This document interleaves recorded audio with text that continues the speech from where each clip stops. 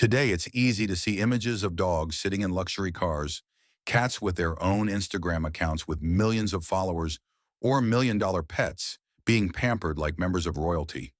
Pets have become a way to express one's lifestyle and even social status. We often think that this is a phenomenon of the 21st century, an era of media and ostentation. However, if we look back at history, especially in medieval and Renaissance Europe, we will see that history has repeated itself in a different way. Pets were once a symbol of ultimate power. Just imagine, instead of showing off supercars or diamonds as they do today, the European aristocracy showed off purebred hunting dogs, rare cats, or highly trained falcons. In some palaces, people even kept lions not for their love of animals, but to display their immense wealth and power. These animals were not just companions. They held a deeper meaning. Hunting dogs affirmed aristocratic lineage and military might. Cats were a symbol of luxury and intelligence. Falcons represented foresight and a dominant spirit. And lions, the king of beasts, became a testament to a dynasty's supremacy. So what made Europe turn familiar animals into pets of power? And how did they influence culture, politics, and royal life? This story might make us realize that the practice of keeping pets to display status, which we thought was a modern phenomenon, has actually existed for hundreds of years. To understand why pets became symbols of power in Europe, we need to look at society during the Middle Ages and the Renaissance, two periods when class, ceremony, and personal image were more important than ever. In the Middle Ages, European society was rigidly divided by class. The aristocracy and royalty always had to prove their superior status compared to commoners. They did this not only through castles, armor, or land, but also through what they owned. If a modern-day business person can show off with a supercar or a yacht, a king or lord in the 12th to 15th centuries demonstrated their authority through a majestic pack of hunting dogs, meticulously trained falcons, or even rare wild animals kept in their palaces. Additionally, hunting culture played a particularly important role. For the aristocracy, hunting was not just a pastime, but a social ritual. Hunting trips that lasted for days with dozens of dogs, falcons, knights, and attendants were an opportunity for the royalty to assert their courage, strength, and relationships with allies. An aristocrat who did not have a loyal pack of hunting dogs or could not train a falcon would hardly be respected in the society. During the Renaissance, as art and knowledge flourished, powerful pets took on a new layer of meaning, sophistication, and wealth. Portraits of aristocrats in famous paintings often featured a hunting dog or a small cat beside them as an affirmation of their status and style. These animals were not included by chance. They conveyed a message: we are different because we possess things that commoners cannot. It was in this context that pets in Europe transcended their role as companions. They became political, cultural, and power symbols deeply ingrained in lifestyle, art, and even royal history. In European castles during the Middle Ages and Renaissance, wealth and power were not only displayed through throned soldiers or lavish feasts, they were also shown through seemingly ordinary living creatures that became the second crown of the aristocracy: powerful pets. Imagine a royal hunting trip, the sound of horns echoing through the forest, a procession of knights in flowing red velvet cloaks, and in front of them, a pack of large hunting dogs, broad-chested and slender-legged, leaving their kennels like arrows. These dogs were not ordinary. They were rare purebreds, fed fresh meat and milk wine, and cared for by their own team of servants. Some lords even hired tailors to sew cloaks for their dogs from gold-embroidered brocade, so that as they ran through the forest, each thread shimmered in the sunlight, showcasing their owner's wealth. Meanwhile, perched proudly on the arms of kings and princes were falcons. They were kept in cages made of precious wood and wore gloves with intricate carved patterns.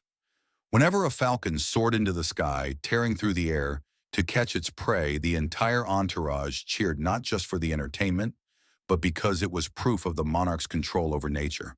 This pastime was called falconry, but in reality it was a performance. Whoever owned more elite falcons demonstrated superior foresight and authority.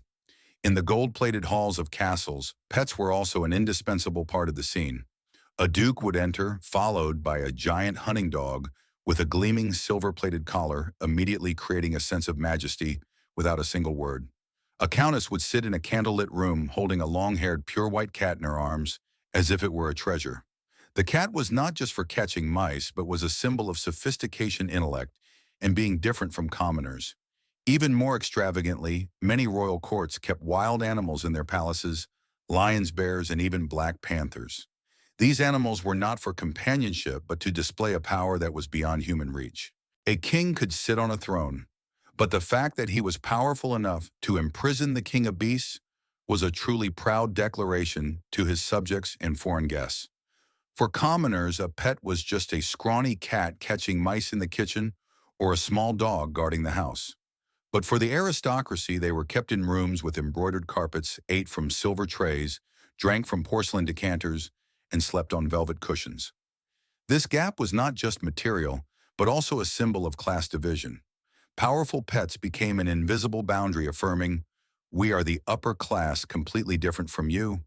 And it was thanks to this luxury and power that pets became an inseparable part of the royal image. From paintings and emblems to statues carved on castle gates, their images were everywhere. As a reminder, power was not just in swords and thrones, but was also affirmed through the living creatures that accompanied their owners. The opulence associated with powerful pets left a profound mark on European society. On one hand, they made the image of royalty and the aristocracy more magnificent than ever. The common people witnessing a hunting party with dozens of dogs darting around or hearing about a palace that kept lions couldn't help but be in awe. In their eyes, it was proof that the monarch was almost superhuman, capable of controlling nature itself. However, this admiration did not always come with support. For many commoners, the sight of pets living in silk and velvet, eating from silver trays, and sleeping on embroidered cushions was a stark injustice. When people outside were starving, the image of a hunting dog being fed fresh meat every day was a bitter reminder of the wealth gap. There were satirical writings and mocking poems about how the dogs and cats of the aristocracy lived more luxuriously than the peasants. Beyond just dissatisfaction, powerful pets sometimes became a subject of controversy among intellectuals and religious figures. Some monks criticized the wastefulness, arguing that feeding animals with immense wealth went against morality and religious law. The aristocracy, on the other hand, saw it as their inherent right, because for them, pets were not just a pastime, but a symbol of their status. On the other hand, powerful pets also influenced art and culture. Many Renaissance paintings depicting aristocrats with their hunting dogs, rare cats and falcons became evidence of a society where image was more important than substance.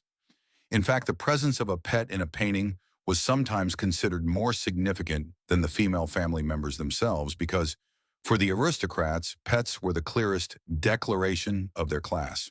These debates lasted for centuries, creating a paradox. Pets were both a source of inspiration, a symbol of majesty and luxury, and a mirror reflecting social inequality and the underlying discontent among the people. Today, when we see dogs being taken to spas, cats with millions of followers on social media, or rare breeds of pets sold for thousands of euros, it's hard not to think that history is repeating itself. Because hundreds of years ago in Europe, pets carried a similar meaning, not just companions, but a measure of status and power. If in the Middle Ages, a pack of hunting dogs in the forest was proof of wealth, then today a rare dog in a luxurious villa sends the same message: I am powerful enough to own what others desire. If in a Renaissance palace a pure white cat was held like a treasure, then today a TikTok star cat also brings pride and glory to its owner. The only difference is that back then this power belonged only to kings and the aristocracy. But now as society has changed, anyone can turn their pet into a part of their identity and a way to affirm their status. But the question remains, is the practice of keeping luxury pets today really different from the extravagance of powerful pets in old Europe? Or is it just a modern version of the same desire to assert one's status through the small creatures that are always by our side?